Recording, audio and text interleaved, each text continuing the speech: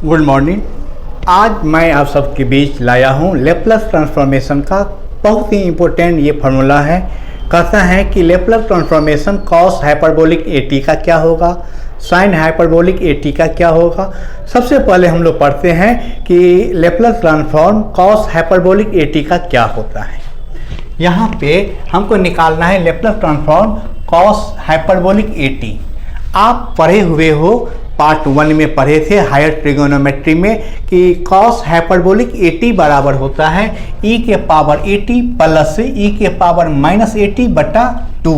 ये होता है आपका कॉस हाइपरबोलिक एटी का फार्मूला। ये हम लोग हाइपरबोलिक फंक्शन में पढ़े हुए हैं। अब जैसे डिफरेंशिएशन और इंटीग्रेशन में जब हम बनाते थे तो कांस्टेंट पार्ट जो मल्टीप्लाई में रहे या डिवाइड में रहे उसको बाहर ले लेते हैं। सेम लेप्लस ट्रांसफॉर्म में भी हम जो कांस्टेंट पार्ट अगर मल्टीप्लाई या डिवाइड में हो तो उसको बाहर ले लेते हैं। तो यहाँ पे 1/2 मल्टीप्लाई में है, इसको बाहर ले लिए तो आ गया लेप्लस ट्रांसफॉर्म ई के पावर 80 प्लस ई के पावर माइनस 80। फिर यहाँ पे दो टर्म एडिशन में है, प्लस में है, तो दोनों में अलग अलग हम लेप्लस ट्रांसफॉर्म लगाएंगे। तो पहले हम लेप्लस ट्रांसफॉर्म लगाए ई के पावर 80 में, फिर प्लस लेप्लस ट्रांसफॉर्म लगाए ई के पावर माइनस 80 में। अब आप पढ़े हुए हो, पिछला वीडियो में हम देखे हैं कि लेप्लस ट्रांसफॉर्म ई के पावर 80 का होता है 1/p माइनस ए। ई के पावर 80 का लेप्लस ट्रांसफॉर्म होता है 1/p माइनस ए। तो वहाँ से ये आया, फिर यहाँ माइनस 80 है तो माइनस माइनस प्लस ए हो गया। अब इस दोनों को सॉल्व करेंगे, एलसीएम लिए तो ये अब देखिए माइनस ए प्लस ए कट गया। कटने पे क्या मिला आपको, यहाँ पे आ गया 1/2। हाँ 1/2, ये p और p मिलके हो गया 2p, बाई में हो गया a minus B A plus B. पढ़े हैं आप A square minus B square, वही लिख दिए। ये दो और ये दो कट गया तो आ गया p बट्टा p स्क्वायर माइनस ए स्क्वायर। ये यानी कि हम देखें कि यहाँ पे कि लेप्लस ट्रांसफॉर्म जो होता है किसका, कॉस हाइपरबोलिक एटी का, ये हो गया आपका कितना, तो p स्क्वायर माइनस ए स्क्वायर। ये फार्मूला हम देखें लेप्लस ट्रांसफॉर्म कॉस एटी का इतना आया। ये हमको याद करना है फार्मूला को कि आखिर कभी कभी फार्मूला पूछ देता है आपको डायरेक्ट इसका वैल्यू निकालिए या नहीं, को क्वेश्चन बनाते समय इस फार्मूला का यूज होता है। अब इसी में हम देखेंगे साइन हाइपरबोलिक एटी का क्या होता है। तो देखिए साइन हाइपरबोलिक एटी, अब हाइपरबोलिक फंक्शन में पढ़े हैं साइन हाइपरबोलिक एटी का फार्मूला होता है ई के पावर 80 माइनस ई के पावर माइनस 80 बटा 2। सेम इसमें भी कांस्टेंट जो है 1/2 बाहर ले लिए, यहाँ माइनस रहा।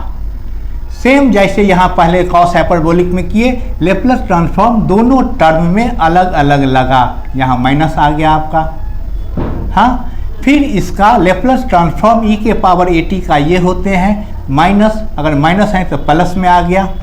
अब इसका हम सॉल्व करेंगे, सॉल्व करिएगा एलसीएम आ गया इसमें भी आपका p माइनस ए और p प्लस ए, यही एलसीएम आया। यहाँ पे आ गया, इसको डिवाइड किए, ये बच गया आपका p प्लस ए माइनस, यहाँ पे p माइनस माइनस प्लस ए रह गया, ये plus p minus p cut गया आपका। कटने पर यहाँ पे आ गया आपका कितना, तो 1/2 ऊपर में रह गया 2a by p square minus A square. तो यहाँ देखिए ये दो कट गया तो रहा आपका a by p square minus A square, ये रहा। ये किसका फार्मूला है, तो साइन हाइपरबोलिक एटी का। हमने देखा कॉस हाइपरबोलिक एटी का फार्मूला कैसे निकाले और साइन हाइपरबोलिक एटी का फार्मूला कैसे निकाले वो, यानी कि आप देखें यहाँ पे कि Laplace transform sine hyperbolic eighty का ये फार्मूला निकल गया कितना, a बट्टा p स्क्वायर माइनस ए स्क्वायर, यही हम देखें। हाँ, अब इस पे क्वेश्चन देखिए, जो क्वेश्चन सिंपल क्वेश्चन आपको दे दिया यहाँ पे कि साइन इन्होंने हम लेप्लस ट्रांसफॉर्म निकालिए किसका, तो साइन हाइपरबोलिक 3t का क्या होगा ये।